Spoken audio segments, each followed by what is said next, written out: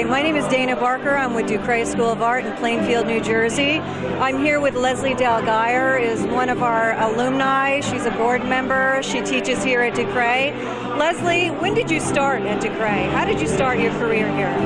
As soon as I graduated from high school in 1965, I came to Ducre, and I graduated in 1968. And I just loved the school, I loved the teachers, and it gave me everything that I needed for my career.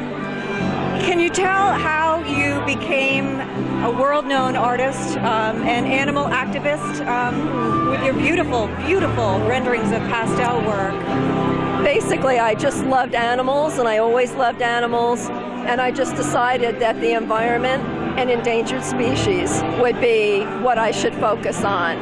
And basically, I've done nothing but endangered animals and wildlife. Now, you were commissioned by Prince Philip, correct? Yes. Yeah, they had a stamp program, and it was to raise funds. And they asked me to do, I was the cachet artist. I did 4 paintings for each animal. And it was a wonderful, wonderful program. And it was very, very successful. Now, I also hear you did a pet, Ronald Reagan's pet? Well, Ronald Reagan was in the White House, and his one dog, Lucky, was not really helping the carpets in the White House. So they decided they would take that dog and ship it out to his place in California. And when they did that, they got a new dog, which was a King Charles Spaniel. And that was a well-behaved pet. And I decided that was so sad. And my uncle knew the dermatologist that helped Ronald Reagan with his little cancer spots. Next thing you know, I got an envelope from the White House. And it just says the White House. You're kidding. And it was very, very cool. Yes. Yes. Yeah. And what other societies have you been involved in for pastel art? Pastel Society in New York, and the Society of Animal Artists, headquartered in the Salmagundi Club in New York. So those are the 2 major ones I've really put a lot of time into. Is there anything that you would like to say to artists who are just coming out, they want to start a career in the field, and what advice would you give to them? I would just tell them to follow your passion, find what really, really, really inspires you, and then go in that direction. I found that the best way to make a living as an artist is to really pick something that sets you apart from everybody else. I specialized in wildlife, so it helps if you have something that's unique.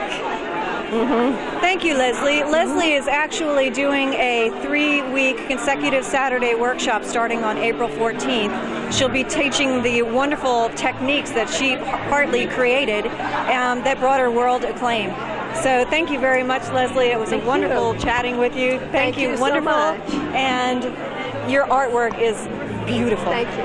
Thank you. Hi, my name is Dana Barker. I'm here with the Ducre School of Art, our 85th anniversary celebration. With Doug Allen. He's a wildlife artist. Doug has been on the faculty, he's on the board members, and Doug, long time you've been with Ducre. How many years? 25 years, I believe. 25 years. Yes. Can you tell me a little bit how you got started doing animal art? Oh my gosh, I always loved to paint animals. I'm probably about 10 years old, and I started working in grammar school, art contests, things like that. And I started when I graduated art school in Newark. I started working for Joe Weider, who was the Barbell King, and he had wildlife magazines published in Union City, New Jersey. And probably, I think it was about 1955 that I started working with him. And while he had the magazines there, I worked a couple of years. Yeah, the series of magazines that you actually did led to a book, didn't it?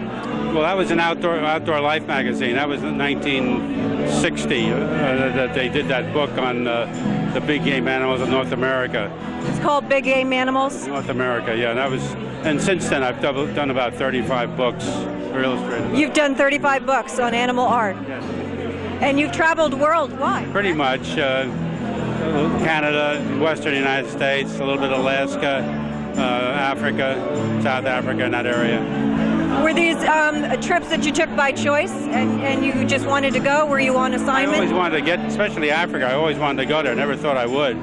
And finally, the company that I was partners with, Wildlife Artists Incorporated, they published, they reproduced a lot of plush toys. I used to design them. And the head of the company went to Africa quite a few times. So he took us along. First time B and I went on the trip, and I've been there 4 times, and it's been just terrific. You've been involved in a lot of art clubs as well, correct? Yes. Yeah. What are you? Who are you right now, affiliated I'm with now? Involved with the Salmagundi Club in New York City.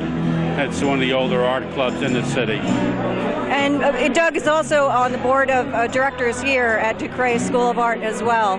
So, Doug, this is your piece. Can you tell me a little bit about this piece? This is painted in 1978 for Winchester Arms Calendar Company.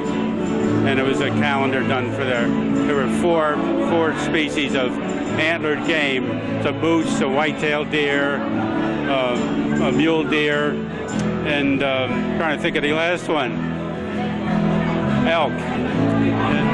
Do you have a favorite animal that you like to do? Well, I do a lot of bison paintings. I love bison, American bison. Yeah. I'm doing one now for the Cowboy Hall of Fame and Museum in Oklahoma City. Is that where you're showing now? Yeah. Or are there other places where people can find your work?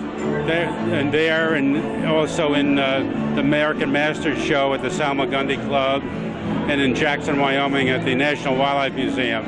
I'm in a show there in September. And Doug, is there anything you would like to tell young artists starting out in the field based on your experience? Oh, just animal painting. There are animals around. Even in New Jersey, we have. This morning, I saw a fox on a front lawn. So there's a lot of game in New Jersey. But I think if you grow up in a city, you love to see the wild places. I know a lot of artists from the West that come east, and because they see it there all the time, and they gravitate to New York City. But I think wildlife art has progressed so much in the last 30, 40 years.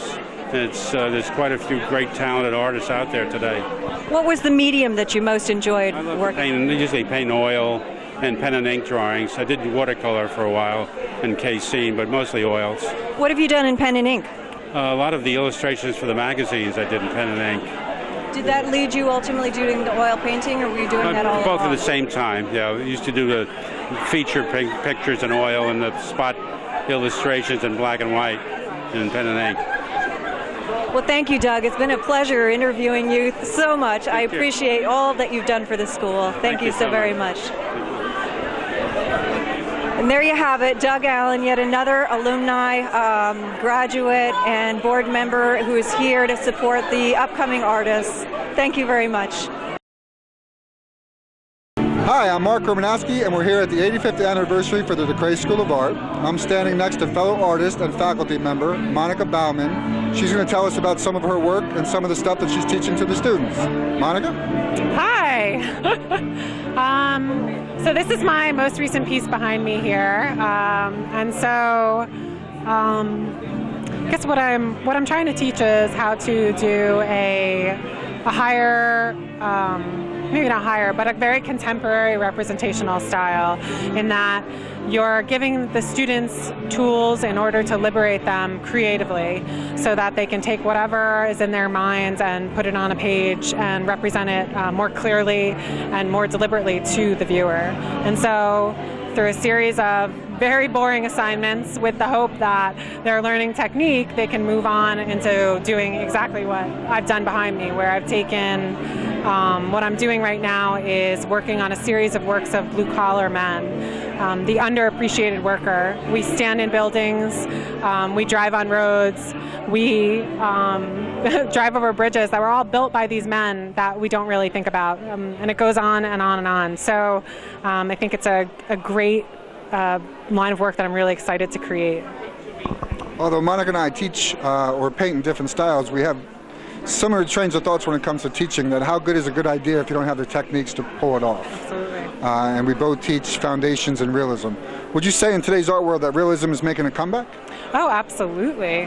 I think finally it's got to the point where we have the wool has been pulled over our eyes and we're ready to take it off. You know, it's just, you can't have any more shock value. You can't reinvent the wheel. And so people are realizing that technique kind of has to come back into that creative element. And I think that that is where art is going to go, absolutely. Good, that's good to know. Let's talk about your most recent piece. Tell me something about this piece. So this is a painting of my brother, Matthew. He's working in his garage, something I grew up with. And viewing, it's basically been the same for years and years. And he's been my most recent subject only because of the availability, but also because he's my family. And my grandfather was an engineer, my brother's an engineer. So this is just a moment in time when he's working, and you just get that beautiful arc of light as he's spot welding and obviously in his element. So it's just a fascinating thing to me, and it's beautiful at the same time, you know? And I think you did a great job capturing that moment. This is an example of some of Monica's student work. Why don't you talk about a little bit what you're focusing on here at DeCray? We're focusing on, we're focusing on exactly what we discussed earlier, creating... What was the word you used? Contemporary realism? Contemporary realism. We're focusing on liberating the student by giving them the tools in order to represent the thing that is in their minds. And so this is examples of all the things that they love, and created and used technique in order to elevate the level of that idea and the representation of that idea. And you're doing that through some exercises that are based in fundamental realism? Yeah, absolutely. So we do painting exercises where we're looking very specifically at value and drawing, and then we do assignments of just drawing, and it's the same thing over and over, really. I mean, it's really perfecting the very basic idea. So you're basically teaching in the tradition and style of the masters from hundreds of thousands of years ago. Absolutely. It's an improved version of that. It's a big statement, Monica. Yeah. Well, you can date us back to Michelangelo, so it's you can date this information all the way back to Michelangelo. And I think the work you're getting is hopefully, I can't wait to see what they produce as they start their professional careers. Yeah, absolutely. It's going to be great. Hi, it's my pleasure to be standing here with Brandon Drake. Brandon conceived the whole concept of the student show at the 85th anniversary. Brandon, why don't you tell me a little bit about that? Well, I had been talking with my teacher, Monica, about doing a show before I graduated, and I talked to several of the other artists who are also close friends, and they all wanted to be a part of this. So we began planning and laying out some ideas for a contemporary realism-based show, and this is what we eventually put together over the past 4 months. Did you have any requisites or rules to the show? Contemporary realism, that was basically the only guideline that everyone had to follow. And besides that, you left it wide open for the artists to interpret that whatever they want. It was wide open to any interpretation, the perception of reality from each individual artist's mind. Now let's talk about one of your pieces. What was your thinking with this piece? The idea behind Awakening right here, this drawing, is that she's revealing or pulling back the layers of sin, and she's being reborn as a new person or new being. So it's the awakening or rebirth. I think you did a great job capturing it. Thanks. How about your experience here at DeCray? Can you tell us anything about that? Well, I'm in my 4th year, final semester here at DeCray, and I'll be graduating this spring. It's been an amazing time. I've learned a lot from all my teachers, and I've had a great time studying with fellow students, and I can't wait to graduate and get out into the field. And I think you got a hell of a future in front of you. Thank you. Hi, I'm with Dwayne Watson. We're at the Perception of Reality show, which is part of the 85th anniversary of the DeCray School of Art. Dwayne, tell me about your experiences here at DeCray. Well, my experience here at DeCray is pretty good. I'm on my 3rd year here. It's amazing school. All the teachers are great. You get one-on-one personal contact work with them. You learn a lot, and it's a really great school. What made you be part of the Perception of Reality show? Because I think it's a good opportunity for me to get my stuff out there for people to see what type of art I do, and I'm in temporary realism art, and it's great to put my work out there. It makes me feel good about myself. Now let's take a look at your piece. What was the thinking behind this piece? Well,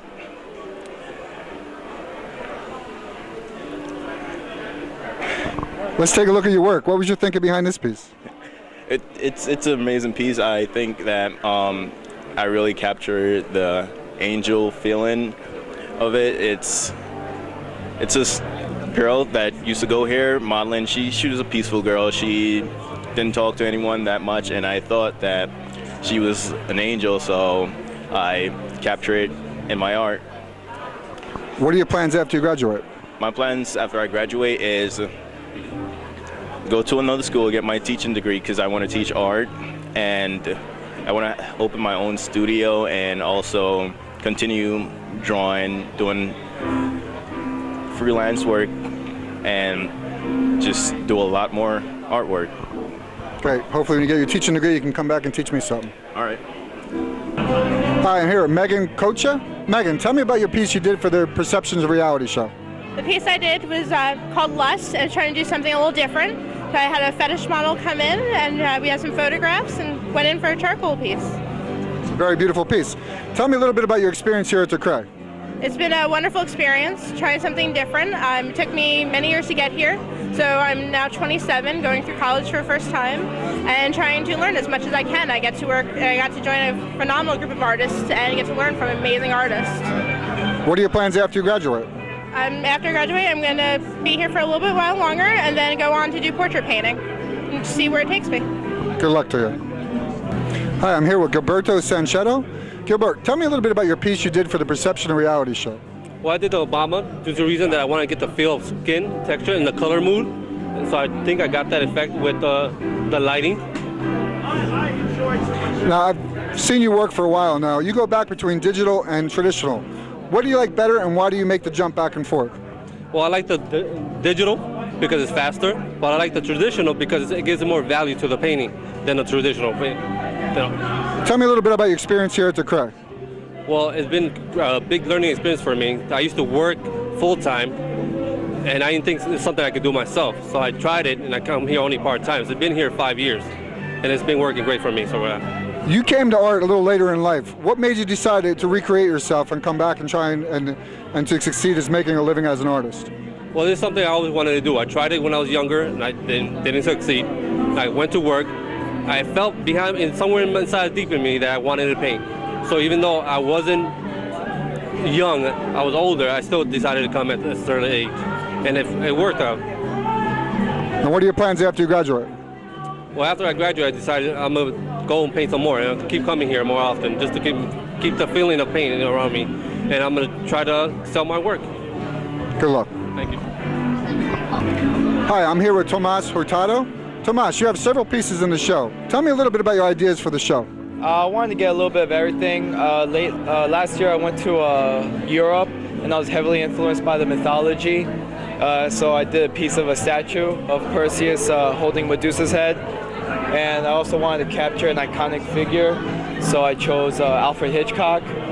And I chose Alfred Hitchcock, and wanted to get a little bit of horror in it. I see that you use color a lot to establish some mood in your artwork. Do you have any thoughts about that? I believe, if you use color the right way, you could get the feeling you want to emote, such as fear, love, or a certain type of day, moonlight, or any landscape setting. So tell me about the Hitchcock. I see it's predominantly green. Yeah, yellow green, I believe, emotes like a mysterious, eerie feeling towards it. And with his movies, I felt that that's that. It went well with that color. Tell me a little bit about your experience here at the Cray. I've loved it. Every year was great. I I'm very fortunate for the amazing artists, the teachers I have been studying under, such as Mark Romanowski, Peter Karras, and Peter Ambush. So I'm very fortunate. What do you hope to do after you graduate? I still continue to want to study art, get a teaching degree, and just paint. Great. Good luck to you. Thank you. Hi, I'm here with Robert Vidal. Robert, tell me some of your thinking behind your piece in the show that you hear of the perception of reality. Hi, Mark. How are you? So the logic behind my piece was that I'm typically known as a nice guy around here. You know, I'm a big guy. Everybody calls me a teddy bear, but I wanted to do something different to kind of show people that even good guys can be bad sometimes. And that was the thinking behind my piece. It's called Gentleman Mercenary. And the reason why I titled it that is because I wanted to give it a dark feel, something that's a little bit different from my personality in real life. And the best way I thought to interpret that would be to do it in a painting. So that was my thinking behind this. Now, you had graduated last year. What are you doing with your career so far? Actually, I didn't graduate yet. I finished this past semester, but I go back to walk this spring. But my plan after this semester is to, put myself out there as best as possible. I'm more into illustrative and, character design and conceptual design. So I'm looking to market myself for video games, comic books, that sort of thing, and just continue to work from there. Could you tell us a little bit about your experience here at Ducray? Yes, actually. My experience here at Ducray was through a friend. I started out at Union County College on a scholarship, and I wasn't happy there because I wanted to be painting and I wanted to be drawing. And my friend told me what better place to do that than here. So I came to Ducray to check it out, and I fell in love. The teachers are excellent. The friendships here will last you a lifetime. That's what I got through the school. I got from here just the knowledge that I have now and the ability that I have today. Good luck to you. Thank you. As I knock a piece off the wall. Good luck. Hi, I'm Dana Barker. I'm here with Ducray School of Art at our 85th anniversary celebration. I'm here with Dean Field. Dean is an instructor. Dean, how long have you been here with the school now? I began down here in the year 2000. It's been 12 years, 13 years coming up. And what do you teach here at Ducray? Oh my. Basically, I teach graphic design studio practices, which is a format designed to help the students focus themselves into the business world of art. The other side of it is I teach watercolor. I also paint. This is your work right behind us. Yes. And can you tell me a little bit about that piece? I'm sort of Peck's bad boy. I'm a modernist and trying to fit in with a very traditional crowd. Basically, I paint in the spirit of, probably American Gothic, that type of thing. I like very clean line. I like working with color. Painting, art, music, poetry, dance, they're so interrelated. And strangely enough, graphic design is interrelated in with that bunch. If you're going to work with one, you're going to end up working with all of them. Dean, how did you come to Ducray? I became very ill in '99 with a serious heart problem, and they told me I had to give up my practice in marketing. So I wandered down here. I used to go here when the school was the Wardlaw School for Boys. So I walked in one day, and Frank Latico came out and greeted me, and he said, "Can I help you?" I said, "Yes, I'm looking for some old ghosts." And we got to talking. I was in Korea, he was in Nam, and he said, "I'd like to see your work." So I took him up on it and brought work down, and he looked at my portfolio and the work I had done. He said, "I'd love to have you teach down here." And I went home and I talked with my wife, and I said, "What do you think?" She said, "I think it's great." I said, "I think it's great too." I've learned to listen to my wife. And the rest is history. You've been pretty, you've had some interesting groups here that you've put together yourself, including a design graphic group that you put together last year, was it? We're very fortunate. We've had some extraordinary students come through. Last year and the year before in particular, I kept telling my students if I was 25 years younger, I'd wait till they graduated, hire them to open up an agency and make a fortune. We took the 4-H fair, for example. They came to us and asked if we could do a brochure at the twilight hour. In 5 weeks, we turned out a 12-page brochure, which was stunning, if I may say so. They gave us a two-compartment booth at the fair in payment. The students pulled it off just splendidly. We did a thing for the Plainfield Symphony. We produced the backdrop, produced all their literature and so forth. And that they actually brought Broadway singers out here for that event, correct? Yes, they did. They did. And I had the honor of being able to perform for him, which felt very good too. Yes, you were the piano player for that event. I had a piano picked out for them. I had a friend of mine who had a piano shop, and a week before the event, he called me and said, "Dean, I'm sorry to tell you, so somebody walked in with cash in hand and bought the 5'10" grand that you looked at." And I said, "All right, what do we do?" He said, "Well, I've got a 7-foot Petrov. Would you mind if I sent that down?" And I paused strictly for a theatrical expression and said, "I think that will probably work out." It was a magnificent instrument, enjoyed it thoroughly. And didn't some of your students help with the set design for that as well? Yes, we worked it out on cardboard. We used the 4x8 sheets that we have here, the display panels, and put in a city background, planted an artificial plant off to the side with the grand piano. It looked great. Dean, if there was anything you were to tell a young artist starting out, what would you say to them? Be persistent. It's a serious business, and if you stop to think about it, there's not one phase of our life that isn't touched by an artist. That cereal box you had on your breakfast table this morning was designed by an artist. The car that you drove in was designed by an industrial designer who had to study art before he went into industrial design. And the building you ultimately walked into was designed by an architect who had to study art before he became an architect. Yes, you can make a very good living at it. It's fun. You'll have experiences that will enlighten your mind like nothing else you could think of. It's a wonderful profession. Difficult. You'll work harder than you ever thought possible, but you'll love every minute of it. Dean, can we keep you here at Ducre for a few more years? I think you might have a good shot at that. All right. Thank you so very much, Dean. He's already trying to escape.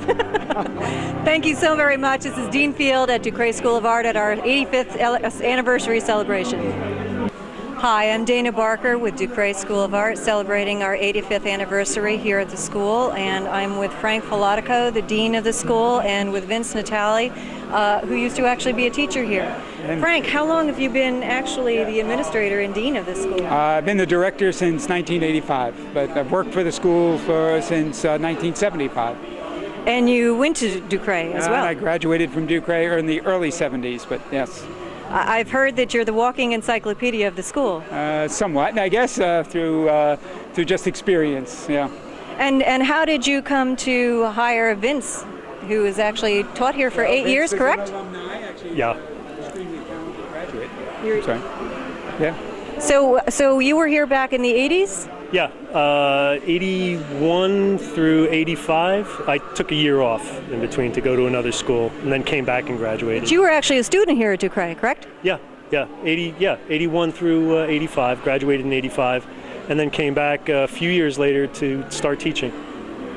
So what did you teach while you were here? Drawing for illustration. And you actually, Peter Karras was your mentor, correct? Yeah. Pretty much. He was the guy I stuck closest to, and I started a drawing class to kind of, as a preliminary course to people who wanted to go into his class. His drawing is really kind of the utmost importance, before you start painting or doing anything else, art related. So drawing was the thing for me to teach. Very interestingly enough, it's very interesting, but Frank, you actually are also an instructor here. You spend time with the kids. You're a very unusual director because you're on the floor and everybody knows who you are. Can you tell me how your experience has been with the students here, because they all know you in a very unusual way? I love being with the students. That's probably the best part of my week and my day is working with students and teaching. I've been teaching anatomy for all 36 years that I've been with the school. More recently also teaching figure sculpture, clay, modeling the figure in clay. But I've taught painting, rendering, drawing. I've taught a number of different things over the 36 years. But anatomy is probably my first love and the thing I've done the longest with the school. What would you tell any student coming in, because you have such experience with them, what would you tell anybody who's considering an art career during these times? Patience and passion. You have to have passion for what you do, and you have to have patience to learn your craft and learn your skill and take the time to develop as an artist. It's not a quick fix, but it just, if you learn your craft, the opportunities are going to open up in the future. How do you feel about our 85th anniversary here? We had quite a celebration here today. I am blown away by the response and the turnout, much more than I ever anticipated and expected. They've just been phenomenal, having mini reunions all over the floor. People have come back from many years ago, and we haven't seen in quite a while. Even individuals who didn't have an opportunity to enter the show came to see the show, and it's been wonderful. Just really been wonderful. And this gallery that we're standing in here is fantastic, because this is actually showcases the work of all of the students of DeCray that are really is as comparable up here as all the faculty and alumni work that's down there on the floor. And I think it's phenomenal that they've come up with so much. What can you say about some of our emerging artists that are ready to leave DeCray? The work actually speaks for itself, but basically it was the brainchild of Brandon Drake, who is graduating this year, third-year student, who, along with Monica Bauman, one of our alumni and present instructor, approached me about having an exhibition. Unfortunately, the schedule is so packed between January and May to have an individual show that I suggested they be part of this 85th anniversary as an emerging artist portion, and I think they really raised the bar. They did a fantastic job. The art here is smoking. It's just beautiful. So I think it's wonderful that we included them in the alumni show and faculty show. It was fantastic for them to really get in and be part of the show here. What did you think about the show up here that they put on? Oh, it's incredible. I mean, I don't know what to say. The level of quality of all the artwork is overall. I mean, there's more great stuff here than was here when I was here. I mean, just across the board. Anyone who's interested can come to DeCray School of Art. We're actually located at www.decray.edu, and feel free to call the school for information. We have workshops for children. We have a summer adult program coming up, and we have semesters all year long, and we have well, actually, Frank, you can tell them a little bit about the 3-year accredited program, correct? Yeah, the program is 3 years, pretty intensive, nearly 3,000 studio hours of work. The first year is a foundations year, where our goal is to build a good concrete foundation for each artist, no matter what direction they're going in. And then the second and third years is where they begin to focus on their concentrated areas as they build towards graduation. With an eye towards the future, we now require students to take, besides a business of art and portfolio in their senior year, they now all have to take at least a one-semester web design and Photoshop class to meet with the new technology that's upon us. That's really changed art tremendously, hasn't it, in the last year? I feel we're at a crossroads right now in the art field. The computer probably changed graphic design the earliest. Printing business obviously revolutionized printing and photography. Illustration now is seeing the effects of the computer, and even a fine artist, if not the actual production of the work, but how a fine artist markets themselves online. It gives them a world audience that they didn't have before. But even submission to exhibitions and shows now are done online or digitally, as opposed to slides as in the past. So definitely every artist, no matter right across the board, needs to embrace the technology. Well, thank you very much, Frank, and thank you very much, Vince. It was a pleasure speaking to both of you. Thank you. Anything you want to say? Keep up the good work, Frank. Thanks for coming, man. Thank you. This is Dana Barker with DeCray with Frank Filatico and Vince Natale. Hi, I'm here with Andy Judd. He's another one of the students that participated in the Perception of Reality show. Andy, tell me a little bit about your piece. My piece basically represents change in a subtle aspect. The fabric is a softer version of it, and the dice is more like going with the roll of life and multiple sides. 20 represents my age, the 2 is a second chance, and 7's a lucky number. So that's really about it. Sounds like you put a lot of thinking into it. Tell me a little bit about your experience here at DeCray. DeCray is a wonderful school. It's really opened my eyes to the whole representational side of art, and it really helped push my art to where I want it to be and where I'm going. And the instructors are great, personalities are great. The classes are bar none. That's really it. What do you hope to achieve after you leave here? I plan to study more, maybe in New York, and possibly teach later on in the future.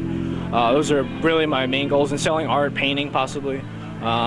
just getting myself out there, networking, maybe working in a gallery. Sounds like a great plan. Good luck. Thank you. Hi, I'm here with Steve Yavorsky. Steve, tell me a little bit about your piece with the Perception Reality Show here at the 85th anniversary of the Ducre School of Art. This is actually a hinge from Wilson's Hall, the actual mansion they used for the movie Annie with Cara Burnett and everything. This was actually originally for a show in Monmouth University where Wilson Hall was, located. Tell me a little bit, you graduated last year. Tell me a little bit about your experience after after Ducre. Right now I am studying under Anthony Wachoulis in Pennsylvania, Bear Creek by Wilkes-Barre, Pennsylvania. Right now I'm working a lot in charcoal, oil paint, and putting stuff in shows, competitions, making sure my name gets out there, and right now I'm getting a lot better known because of it. Tell me a little bit about experiences here at Ducre. At Ducre, I had a lot of, teachings from you, Mark, Tim, Monica Bauman, Mike Ruppel. A lot of skills I learned in terms of drawing, imagination, all that stuff. It's a beautiful piece. Congratulations. Thank you. I'm here with Joan Arbeiter. You're an instructor with Ducre School of Art. Joan, how long have you been here with Ducre? I think if you count the number of years that I was a student, it's at least 35. I know it's a big number. And your piece just got featured in the local newspaper. Can you tell me a little bit about the piece of art that you've done? I would like to explain it in the context of this exhibit because it's the only one that's very pink, and it's the only one that you cannot recognize every petal. It's called Expressionism, and mostly the school is known for realism. I thought people who are listening might enjoy the difference, knowing about the difference. Both of them are valid, but in this school, realism rules. And that's because people need that as a jumping off place, and I did it all realistically at first. But by the time I got around to this, I was free to splash color and play with shapes. So basically, I've expressed spring without actually illustrating it. What do you teach here, Joan? I teach this language I just spoke called Spirit of Art, which explains different kinds of art. And I teach right now art history. But I did evolve a 35-year color class, 30-year color class. I mean, it evolved over 30 years. So it's a year program. We teach 30 weeks of color, and there's a lot to learn. And I've had professionals coming back telling me how important my class was in their fields. Right. Joan, you actually have work. You've been shown in private collections and throughout the state of New Jersey. Can you tell me a little bit about that? I have 7 bodies of work, the last time I counted, and I'm still messing around with new stuff. One is large figures with full-length figures with life stories written in what would be the background, if you want to call it that, but it's around the figure, so that first you notice the figure, then you can read their person's stories. I have a series called Vanishing Vista, which is about the landscapes disappearing, the farms disappearing to the development. I have one called Street People, which is about, I spent 2 years more off and on the streets, and in warm weather, I must say, interviewing the people to find out why they were living on the streets. And and I gave them the crayon, and they wrote their own stories.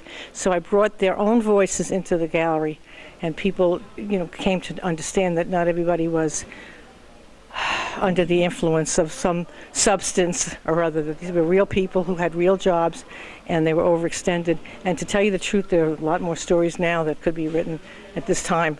We're running into that sort of thing again. Have you noticed a difference between the students of, say, yesteryear and the ones that are coming in now? Well, I'm sorry to tell you that the faculty agrees that nobody likes to read anymore, and I imagine that has a lot to do with the digital age and the clicker. I blame it all on the clicker. If there was anything you wanted to tell any students coming in or considering a career in art, what would you say to them? Well, I think most people in my position agree that you have to love what you're doing first and foremost. You have to be willing to do it in spite of the fact that nobody's paying attention to you, and you have to make a priority of it, so that if it's an opportunity of going out for a beer with the boys or buying a new tube of paint, you have to. If you need the paint, you need that more than the beer. Yeah. So that's what I know of, but I don't know too much about the digital age and how that translates. I guess you'd have to buy a disc or something instead of a tube of paint. Great. Well, thank you very much, Joan. I appreciate your time, and you're a wonderful artist, and we're so grateful to have you here at DeCray. And we're grateful to have you. We need somebody listening to us. Thank you. Bye. Okay. And also I have John Strodnak. Lisa's is the turtle? Nope.